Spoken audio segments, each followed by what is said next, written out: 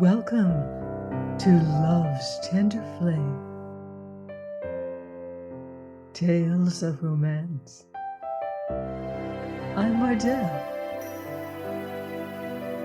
reading Come Out of the Kitchen by Alice Duer Miller. Chapter 4. There was no doubt whatsoever in the mind of the spectator that this caress, provoked or unprovoked, was not agreeable to its recipient. The young man was large and heavy, and she was minute and probably weak, but the violence of her recoil was sufficient to free her within a second. Her strength, thought Tucker, was as the strength of 10, and he hoped it was for the reason alleged by the poet. She stood an instant, looking at her visitor, and then she said in a tone that no well-trained dog would have attempted to disobey, "Go away, go home, and please don't ever come back." Tucker was deeply moved.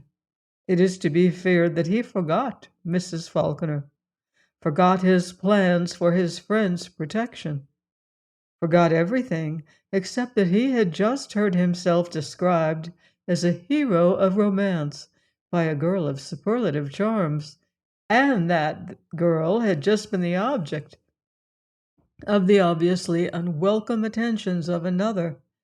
He recognized that the stern but sympathetic husband on the stage would have instantly come to the rescue of the weak young wife in any similar situation, and he determined on the instant to do so.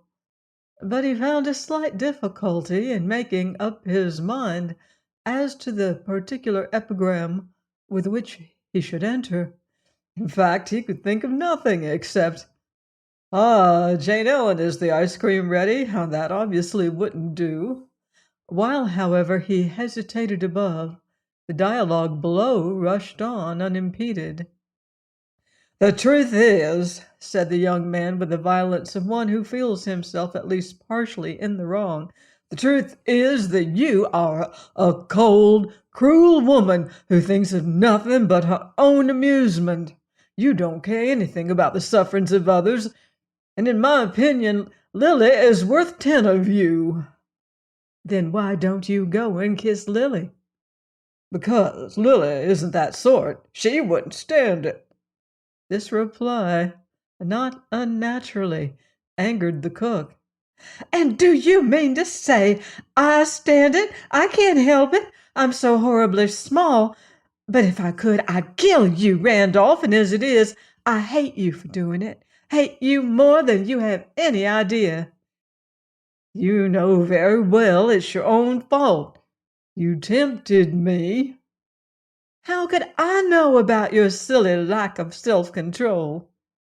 "You've always pretended to like me." "Just what I did. Pretended. But I'll never have to pretend again, thank heaven. I don't really like you, and I never did, not since we were children." "You'll be sorry for saying that when you're calmer." "I may be sorry for saying it, but I'll think it as long as I live." "I pity the man who marries you, my girl. You've a bitter tongue." "You'd marry me tomorrow if you could." "I would not." "You would." "Not if you were the last woman in the world." "Good night." "Goodbye." The culprit seized his hat and rushed away through the shadows before Tucker had time to think the dignified rebuke that he had intended. There was a pause. He was conscious that an opportunity had slipped from him. He knew now what he ought to have said. He should have asked the young fellow, who was clearly a gentleman, far above Jane Ellen in social position, whether that was the way he would have treated a girl in his own mother's drawing-room, and whether he considered that less chivalry was due to a working girl than to a woman of leisure. Though his great opportunity was gone, he decided to do whatever remained.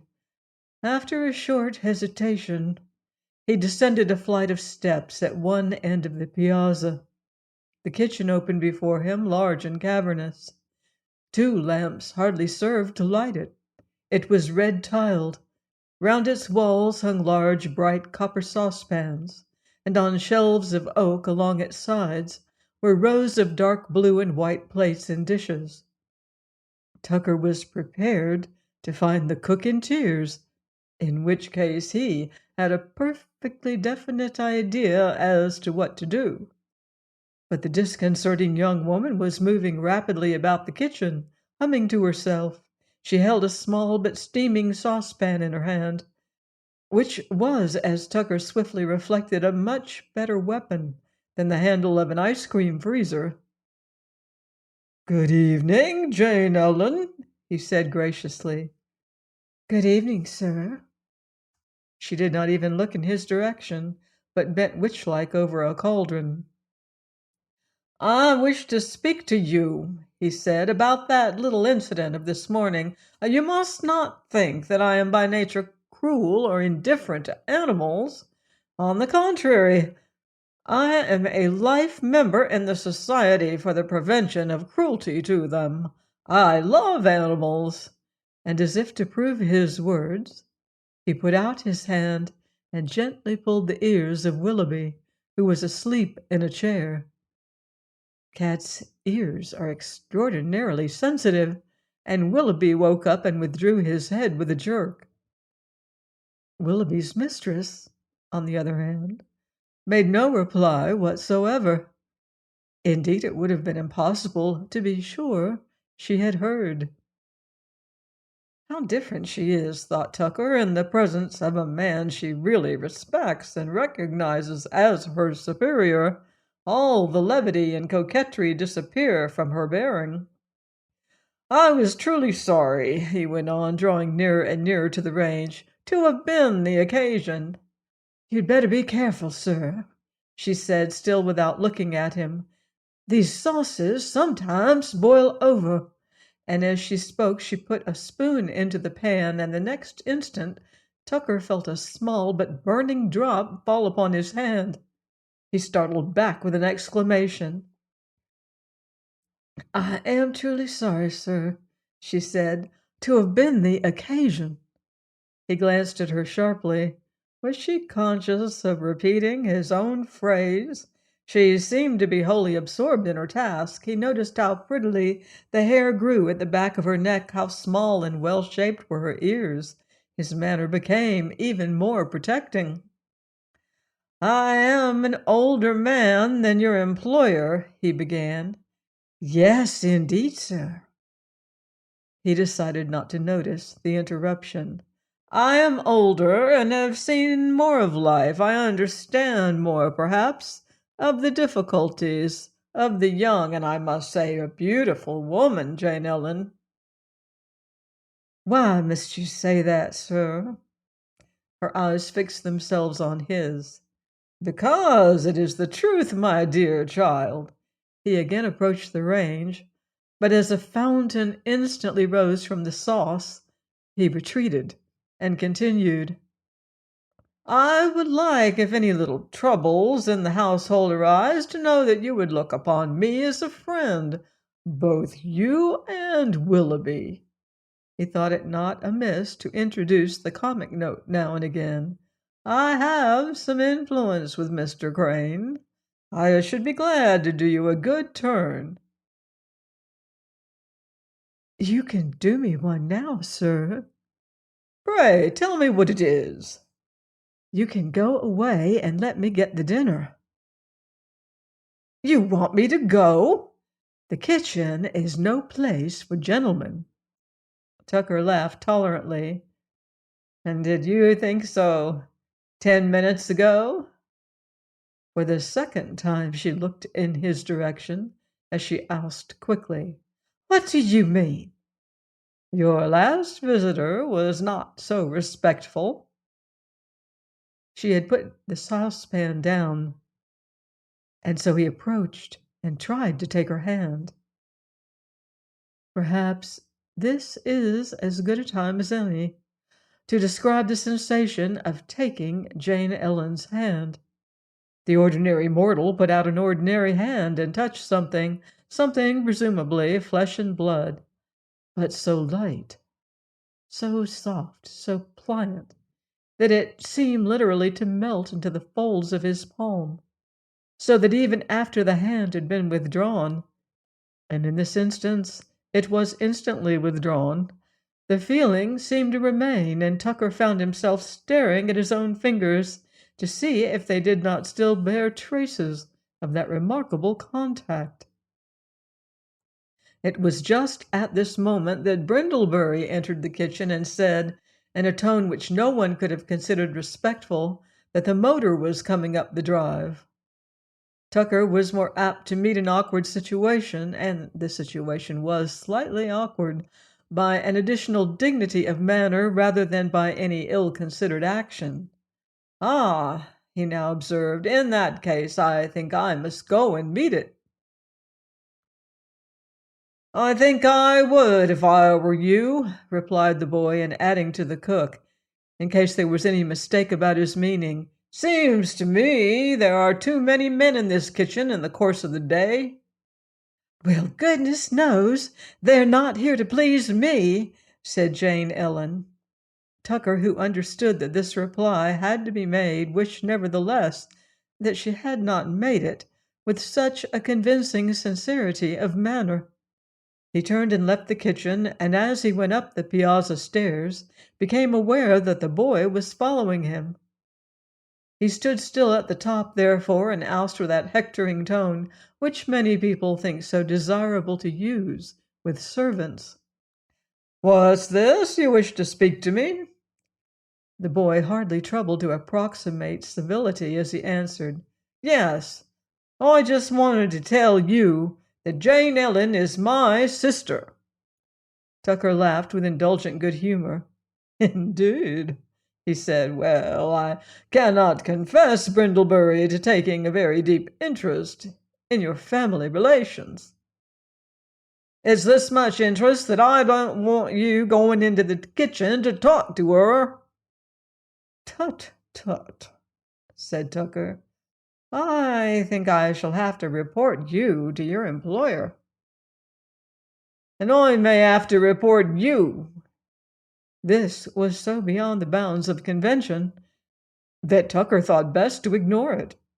He merely turned on his heel and walked into the house, where in the hall he found the two Falconer ladies taking off their coats. Mrs. Falconer was all graciousness. She was engaged in unwinding a veil from her face, and as she freed her nose from its meshes, she said briskly, "And how is the housekeeping going? How is your staff working?" Crane got them into the drawing room where tea was waiting. Mrs. Falconer spoke to him, but she cast a secret glance of question at Tucker. Under most circumstances, he would have replied by raising his eyebrows, shrugging his shoulders, closing his eyes, or conveying in some manner the true reply to her demand. But now he merely looked into his teacup, which he was diligently stirring. He found himself uncertain what to do. He had no intention of mentioning the afternoon's incidents to Crane. He did not wish, he told himself, to tell on a poor young woman and perhaps deprive her of her job. Besides, it is very difficult to tell a story in which you have been an eavesdropper, and tell it with any sort of flourish and satisfaction. The geography of the balcony was such that he would have to confess either to having leaned as far over the rail as possible, or else to having been in the kitchen.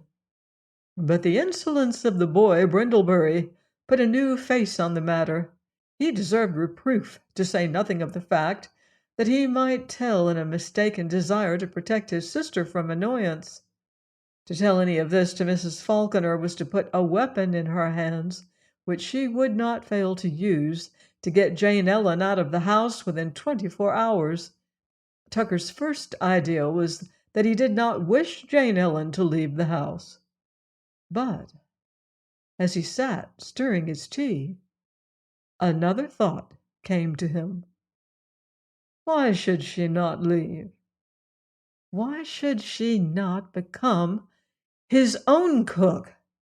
Crane, after all, only offered her employment for a few weeks, whereas he decided that it would be better for Crane to get rid of her. He decided, as he put it to himself, to be perfectly open with his friend. If Crane turned her out, then he, Tucker, would be there, helpful and ready, like the competent, middle-aged hero of the drama, whom she herself had so well described.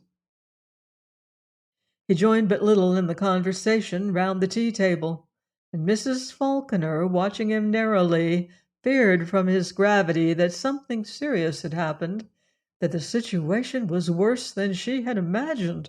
What, she wondered, had occurred in the last 24 hours? What had those evil women with manicured nails accomplished in her absence? She maneuvered 2 or 3 times to get a word with Tucker, but he seemed unconscious of her efforts.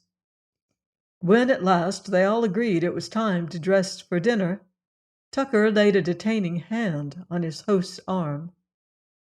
"Can I just have a word with you, Bert?" he said. Crane always felt like a naughty child when his friend spoke to him like this. "Wouldn't later do?" he asked. "I want to get a bath before dinner, and if we keep it waiting, we may spoil some of those wonderful dishes that star-eyed beauty in the kitchen is preparing for us." "It is about her I want to speak to you."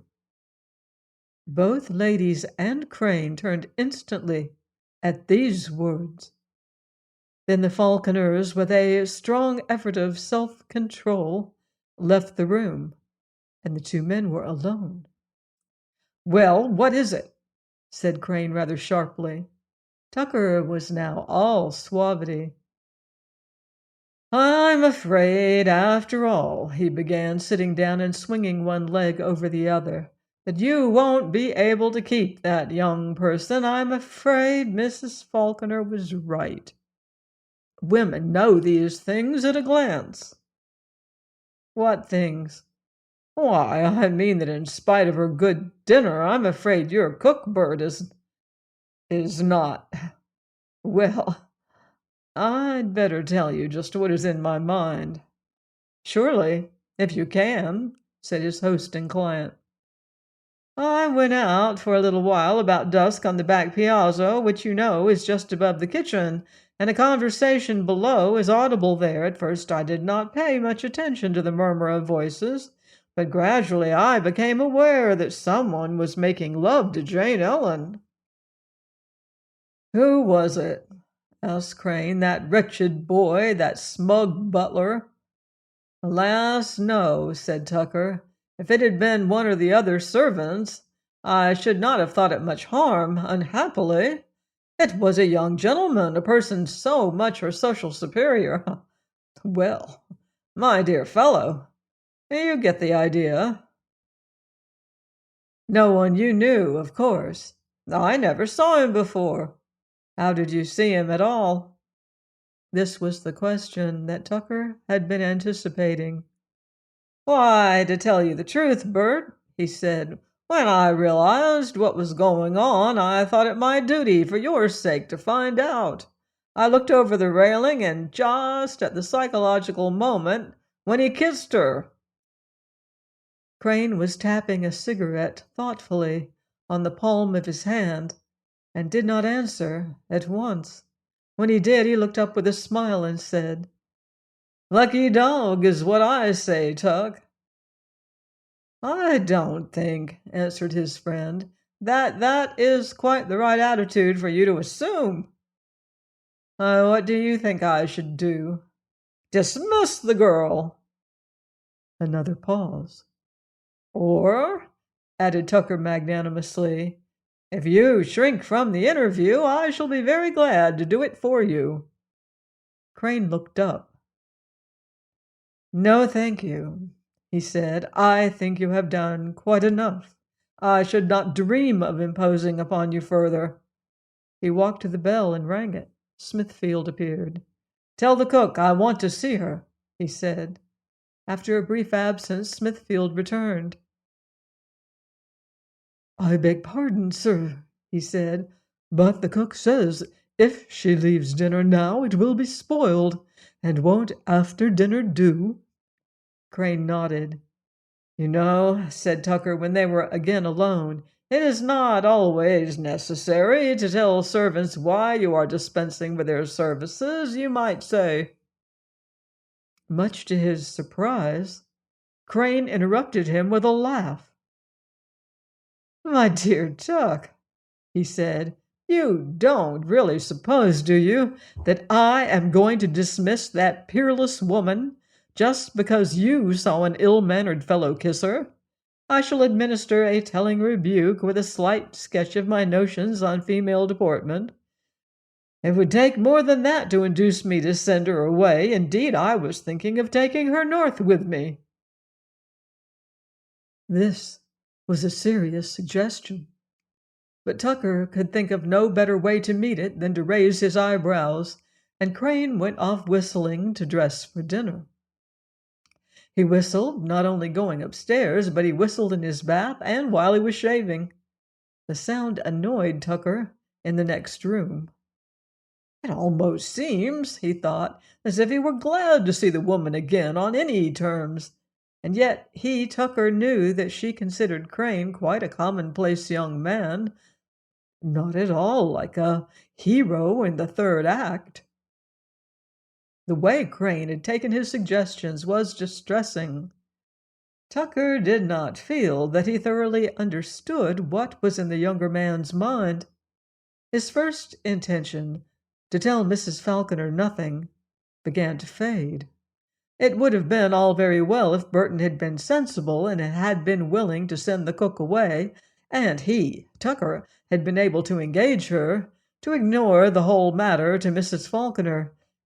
Indeed, it would have been hard to explain it, but of course, if Burton was going to be obstinate about it, Mrs. Falconer's aid might be absolutely necessary.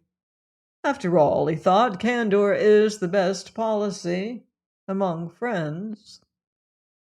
He dressed quickly and was not mistaken in his belief that Mrs. Falconer would have done the same. She was waiting for him in the drawing room.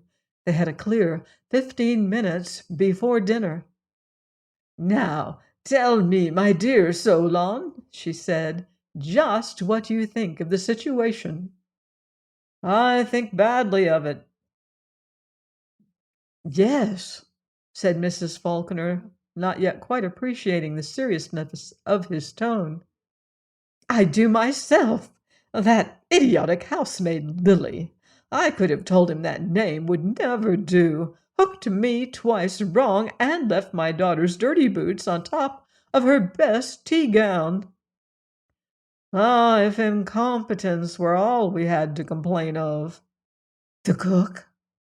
"Is perfections, as far as cooking goes, but in other respect, really, my dear Mrs. Falconer, I am in doubt whether you should let your daughter stay in this house, at least until Burton comes to his senses."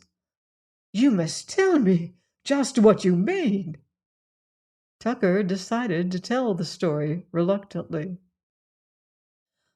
"Why, it happened this afternoon. Burton was away with his horses, and quite by accident I came upon his pretty cook in the arms of a strange young man, a person vastly her social superior, one of the young landholders of the neighborhood, I should say, seemed to assume the most confident right to be in Burton's kitchen. A man he may know in the hunting field, may have to dinner tomorrow. I don't know who he is, but certainly a gentleman." "How very unpleasant," said Mrs. Falconer. "Did the woman take in that you had detected her?" "Yes, and seemed quite unabashed." "And now I suppose you are hesitating whether or not to tell Burton." Tucker was naturally cautious. What would you advise?" "It is your duty to tell him at once, and get such a person out of the house." "You think if I told him he would dismiss her?" "I am confident he would, unless—" "Unless he himself has some interest in her." "Hmm," said Tucker with a deep sigh. That's the question. At this moment Miss Falconer, looking very handsome in a sapphire-colored dress, came in. She too, perhaps, had expected that somebody would be dressed a little ahead of time for the sake of a few minutes' private talk. If so, she was disappointed. "Ah, Cora," said her mother brightly, "let us hear how the piano sounds, and give us some of that delightful Chopin you were playing last evening." Cora, to show her independence of spirit, sat down and began to play ragtime, but neither of her auditors noticed the difference.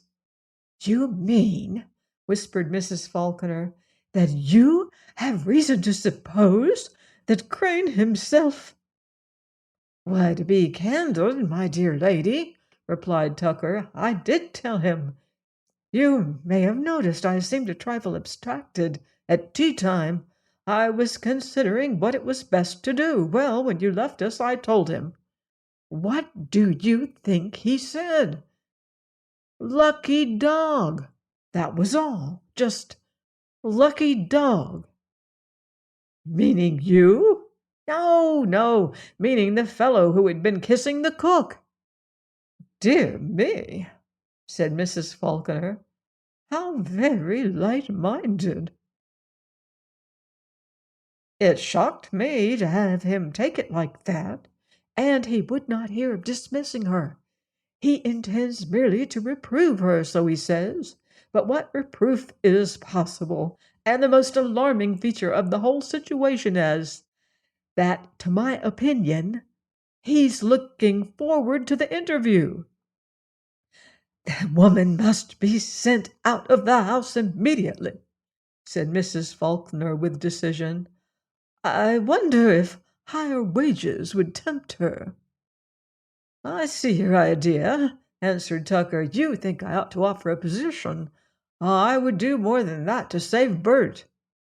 "A position? As cook, you mean?" "Why, Mrs. Falconer, what else could I mean?" "Oh, nothing, Solon. I only thought—" The friends were still explaining away the little misunderstanding when Crane came down and dinner was announced. Mrs. Falconer, with of course the heartiest wish to criticize, was forced to admit the food was perfection. The soup so clear and strong, the fried fish so dry and tender, and even the cheese soufflé, for which she had waited most hopefully, turned out to be beautifully light and fluffy.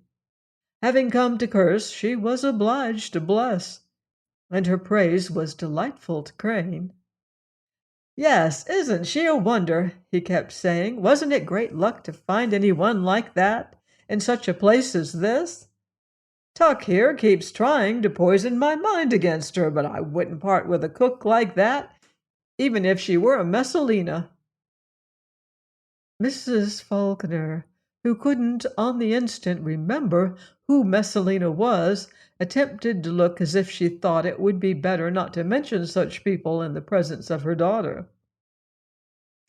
"Tuck's an inhuman old creature, isn't he?" Mrs. Falconer Crane went on. "I don't believe he ever had a natural impulse in his life, and so he has no sympathy with the impulses of others." Tucker smiled quietly. It came to him that just so the iron reserve of the middle-aged hero was often misinterpreted during the first two acts by more frivolous members of the cast. As they rose from the table, Miss Falconer said, "It's such a lovely night, such a moon. Have you seen it, Mr. Crane?" "Well, I saw it as we drove over from the station," returned Crane a trifle absently. He had become thoughtful as dinner ended. "Do you think," said Cora, "that it would be too cold to take a turn in the garden? I should like to see the old box and the cedars by moonlight." "Not a bit. Let's go out. I have something to do first, but it won't take me 10 minutes. But," he added, "you must not catch cold and get laid up and miss the run tomorrow. I'm going to put you on a new Irish mare I've just bought." and they found themselves talking not about the garden but the stable. In the midst of it, Smithfield came into the drawing room with the coffee, and Crane said to him in a low tone, "Oh, Smithfield, tell the cook I'll see her now in the little office across the hall." Smithfield looked graver than usual. "Beg pardon, sir," he said, "but the cook was feeling tired and has gone up to bed, sir." Crane was just helping himself to sugar. "She cooked this coffee, didn't she?" he said. "Yes, sir." "She can't have been gone very long, then." "About 5 minutes, sir." "Go up and tell her to come down," said Crane. He turned again to Miss Falconer and went on about the past performances of the Irish mare, but it was quite clear to all who heard him that his heart was no longer in the topic. Smithfield's return was greeted by complete silence. "Well?" said Crane sharply. "Beg pardon, sir," said Smithfield. "Jane Ellen says that she is very tired, and that if the morning will do—" "The morning will not do," answered Crane with a promptness unusual in him. "Go up and tell her that if she is not in my office within 10 minutes, I'll come up myself." Smithfield bowed and withdrew. Silence again descended on the room. Mrs. Falconer and Tucker were silent, because they both felt that thus their faces expressed more plainly than words could do that this was just about what they had expected. But Cora, who was young enough to understand that anger may be a form of interest, watched him with a strangely wistful expression. After what seemed to everyone an interminable delay, Smithfield entered again. He looked pale and graver than anyone had ever seen his habitually grave countenance. "Jane Ellen is in your office now, sir," he said. Crane rose at once and left the room, followed by Smithfield. Join me next time for another romantic chapter of Come Out of the Kitchen by Alice Duer Miller, here on Love's Tender Flame. Until then, love deeply and live beautifully.